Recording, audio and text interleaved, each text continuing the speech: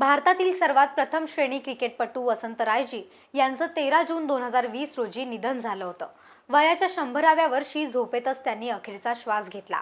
वसंत रायजी यांच्या निधनाने क्रिकेटचा चालता बोलता इतिहास हरपल्याच्या भावना अनेक दिग्गज क्रिकेटपटूंनी व्यक्त केल्या आहेत। वसंत रायजी यांचा जन्म 26 जानेवारी 1920 रोजी झाला।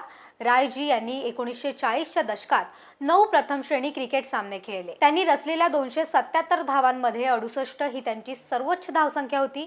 नागपूर येथे क्रिकेट क्लब ऑफ इंडिया संघातून त्यांनी पदार्पण केले, तर विजय मर्चंट यांच्या नेतृत्वात 1941 मध्ये पश्चिम भारत संघ खेळला, तेव्हा रायजी यांचे मुंबई पदार्पण झाले।